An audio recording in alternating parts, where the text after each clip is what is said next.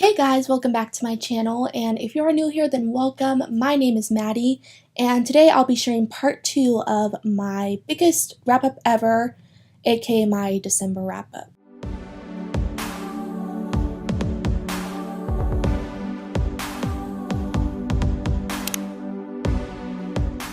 If you haven't seen part 1, I will leave it linked on the screen and in the description box. You'll probably want to watch that one first before watching this one so that you can find out the rest of the books that I read in December. I decided to split these two videos up because I read so many books in December. But in this video, we're going to do part 2, and I will be mentioning the rest of the books that I read in December. Again, I read 32 books that month, which is insane. I read a lot that month. I read a crap ton. So I still have a lot of books to talk about in this wrap-up. So for that reason, we're going to keep this as short as I can. And I'm only going to share the synopsises of these books if it's completely necessary and I feel the need to, just so we can keep this video short. And let's not have a huge intro either, so we can keep this as short as we can. And let's just get into the rest of the books that I read in December. First one is a trilogy plus a novella. I was so surprised by this book. I'm so excited to talk about it, and that is Paper Princess by Erin Watt. This is one that I picked up for the Smut-a-thon. It was the perfect read for a romance-themed readathon. There was a ton of romance in it. This one follows a girl who gets taken in by this guy who was her dad's best friend because she is currently homeless. So she goes to live in his mansion with his 5 sons. So she gets into a romance with one of the sons, and a lot of angst, a lot of drama, a lot of insane plot twists happen in this series. I was so surprised that I loved this book because based on the synopsis and what I've been hearing about this series for the past few years since it's been out, it sounded really trashy.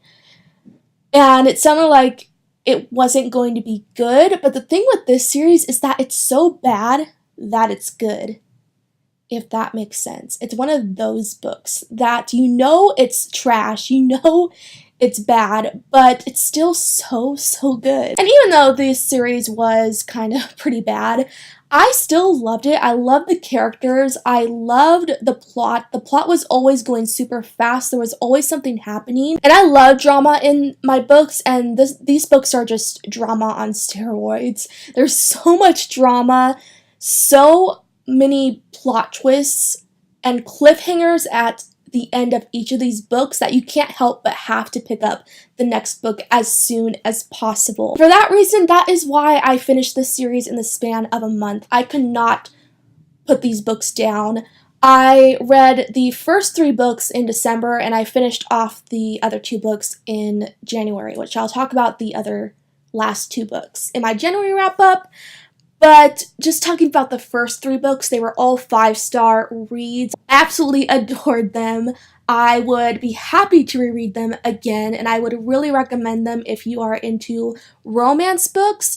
This is a new adult series, but the characters are teenagers, so it kind of borders the line between young adult and new adult, but I would call it more new adult since the topics and themes that go on in these books are really mature. There are some explicit themes, so I would classify it as new adult. And since it is a new adult series about teenagers, it was such a new experience for me because I had never read a new adult book with teenage characters, and I want to read more books like that. I don't know if any more exist, but I come to find out I really like reading about teenagers who go through like really mature situation. So I want to see if I can find another book that kind of handles a situation a teenager goes through that is more mature and that is classified as a new adult book. I want to find more of those because this one was great. And I'm for sure going to pick up more of Erin Watt's books. I loved their writing style. The writing was really captivating, so I do plan to pick up more of their books, and I'm really excited to check them out. Also, I will be doing a review of this series really soon because I have a lot to say, a lot of spoilery things I want to discuss because so much happens in this series. So the books in the series that I read in December was Paper Princess, Broken Prince, Twisted Palace, and the novella, which is Tarnished Crown. The first 3 books follow Ella and Reed and their relationship, and then the novella follows one of the brothers and his relationship with this girl where they broke up, and then it's their kind of story of them getting back together. And while I gave the first 3 books 5 stars, I gave the novella 4 stars just because Gideon, the brother we're following in that novella, his story wasn't as captivating as the rest of the other 3 books, so that's why, but I still enjoyed it. Next, I finally got to and completed a trilogy that is super popular and had been on my TBR for ages. That is the Grisha trilogy, which is Shadow and Bone, Siege and Storm, and Ruin and Rising. I read this series for the Grisha Long-a-thon that was being hosted on BookTube and Twitter, so I wanted to participate because I had yet to get to this series and I had been dying to.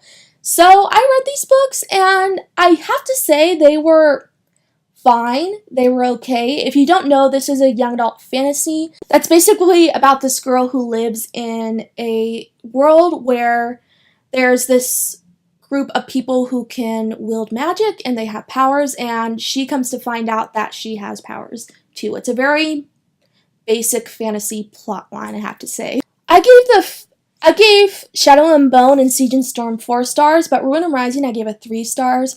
Overall, I have to say, I don't like this series as much as I thought I did when I finished reading it, because it's kind of forgettable. It's a YA fantasy series that is just so unoriginal to me that it doesn't stand out from the other fantasy books and series that I have read, sadly. So I found out that I don't like it as much as other people seem to, and I really did want to like it more, but it wasn't terrible. I did like some of the characters. I like the main characters, and I love the villain. He really saved this series for me, which is the Darkling. Oh my gosh, I wish he had like his own book. He has a short story about him called The Demon in the Wood, which I also read in December, and I really liked hearing about his backstory. It was super interesting, but he needs like a whole series dedicated to him. I would read that in a heartbeat, and I'm sure it would be even better than this trilogy. Lee Bardugo, that's an idea for you. If you want to expand more on this world, give us a series about the Darkling. I would definitely read that. But yeah, as for this trilogy, it was just fine. It was good, I liked it, but not my favorite. Next, I read an erotica. Really blunt there. I don't read erotica. Like, I read sexy books. I read new adult and adult romance books, and those can have some sexy times in them, but I've never read straight up just like sex on every other page of a book. So this was a new experience. But I picked up the Beautiful Bastard series by Christina Lauren, and I read the first 3 books plus a novella in the series. And some of these books were okay, and some of them I really loved. So let's start off with Beautiful Bastard. This one I gave it 3 stars. I wasn't digging it. The problem with this one is the relationship in it starts off right away. You're just thrown into it. There's no build-up. These 2 characters do dislike each other, so they have not really a friends with benefits, but like a benefits thing going on where they are physically attracted to each other. The thing is, sometimes with hate to love romances, they can either be done really well or really bad. And in this case, it was bad in the sense that there was no build up to them having actual feelings for each other. It just happened, and it didn't seem natural. So I was not into the romance in this book. I didn't really get it. So this one is my least favorite out of the series so far. Didn't love it. Hey guys, this is Editing Me. I just found out right this minute that Beautiful Bastard was originally a Twilight fanfiction. Like, WTF? But then I did get to the next book, which is Beautiful Stranger, and this one was a little better. This one was a 4-star for me. I found the romance a lot more interesting. It was a lot more realistic. I loved the main characters. This one was the weirdest book out of the series so far because the couple in this book is into exhibitionism, and that was kind of uncomfortable to read at times. I'm like, oh my gosh, this is TMI. However, it was still entertaining. I still enjoyed it. And I did appreciate how in this one, in opposed to the first book, the relationship seemed more realistic and it developed to my taste. So I liked that about it. And then I got to the third book, which is my favorite out of the series so far, and that is Beautiful Player. I really like this one. It's kind of weird because with this series, the first book was a 3, the second one was a 4, and the third one was a 5. So at least it's getting better and better. I appreciate that. And this one follows these two characters who were childhood friends, and then they meet up again after they hadn't seen each other for a few years. And the girl, who her name is Hannah, has a hard time being social. She's too focused on her job, so she doesn't really have a social life. So this guy tries to teach her how to have a social life, how to make friends, how to get a boyfriend. And throughout his time teaching her like how to have a boyfriend, he kind of teaches her things on how to be intimate, and things lead from there, and their relationship blossoms. I love their relationship so much. These characters were just so lovable and likable. Loved Will, who was the love interest. He is a very unique character. He's super snarky. He can be really rude at times, but he also has such a sweet side to him. Like, I really fell for him. So I was glad I liked this one. This one is definitely my favorite book out of this series so far. And then I also read a novella, which is Beautiful Bombshell, and this one I believe I gave 3 stars, just because in parts of this book we do follow the main characters in the first book, which I don't really care for, so that's why I give it 3 stars. But we also follow the other couples that have been introduced in the series so far, so that one was okay. And overall, I have mixed feelings on this series, but we'll see how the rest of the books go. I have 2 more books and a novella to read, left to read in this series, and I'll be done with it. So, looking forward to getting to those. But I am telling you, these books are steamy. There's like hardly any plot because it's just like smut everywhere. So different quality because my camera just wanted to stop working. I think it's like there's something wrong with it. I have to take it in or something because it just keeps turning off all of a sudden, and it just deleted like half of what I filmed. I'm so pissed. I have to refilm so much. Oh my god. Rest in peace, camera. I don't know what's wrong with it, but I'm starting to get worried. Let's also turn on the microphone because I forgot to do that, so at least there's some good audio quality, but iPhones have pretty good video quality, I have to say. Sometimes I actually think it's kind of even better than my Canon camera, honestly. Like, the quality is better. I don't know how that is, but it just is. I think the next one I wanted to get to, yes, it was Stargirl by Jerry Spinelli. This was the next book that I read, and this one was just okay. I honestly can't remember a lot about it, so that kind of proves that it was kind of forgettable. This one is about a girl who moves to a new school, and she's really different, she's really quirky, but she gets bullied because of how different she is. And it's told in the point of view from this boy who is really fascinated by her, and he kind of wants to get to know her more. The things I liked about this book, I do remember, is I really liked Stargirl, the girl who is new to the school. She was, again, really quirky, really different, and I really just loved her personality. And it was sad that she got picked on so much for being different, because I just thought she was so cool. In this book, there are some things she does to try to fit in. She kind of tries to change herself, but the beautiful thing is that we really got to see her change herself, but then come to kind of find out that she should accept herself, and she kind of learns to accept herself throughout this book, which was really cool to see. The main thing I didn't like about this book was the point of view that we're told from, which is from the main character. I just didn't really care for him. He was kind of just a mediocre character that I wasn't really interested in. If this book had been told through Stargirl's point of view, I think I would have liked it a lot better, but since it was told from a point of view of a character I didn't really care for, that's kind of why it was kind of forgettable. I just did not care for him. So I will not be continuing on with the sequel. I'm just kind of lost interest, but it was a solid book overall. It was fine. So that one I did give 3 stars. And then Okay, I went from reading erotica to reading children's books. How weird is that?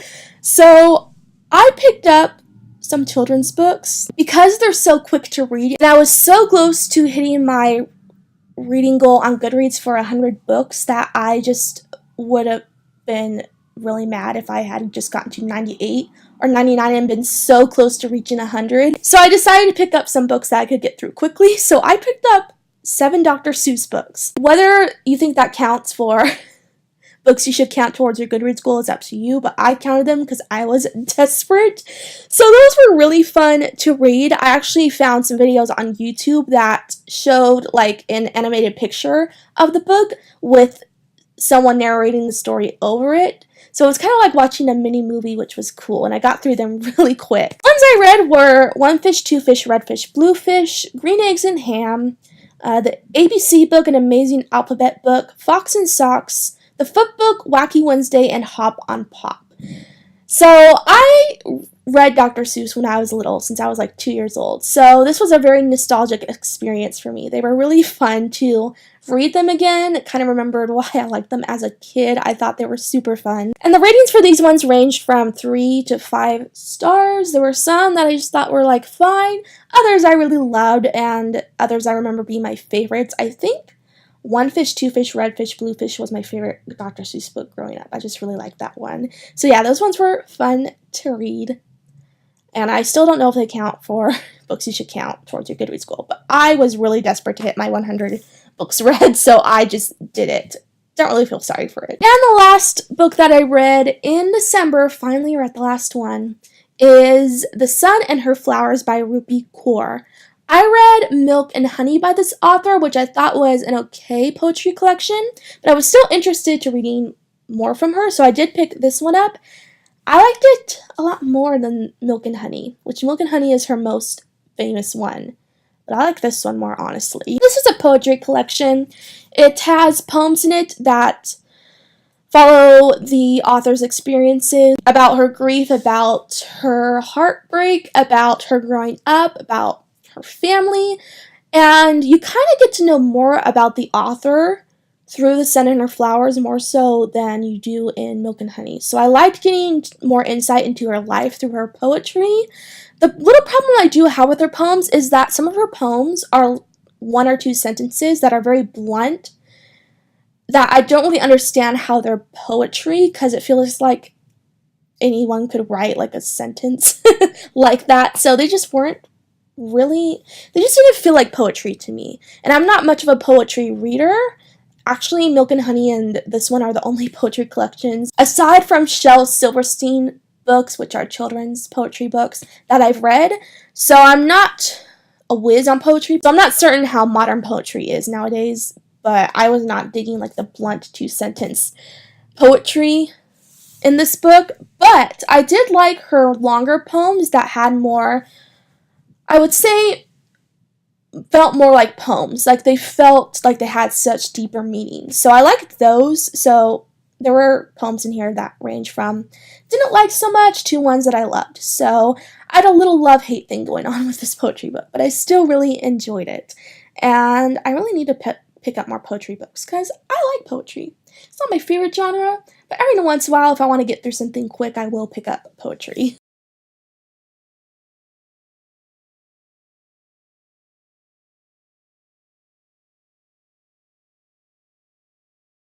Thank you guys so much for watching. I will be coming out with my January wrap-up really soon. So more wrap-ups to come.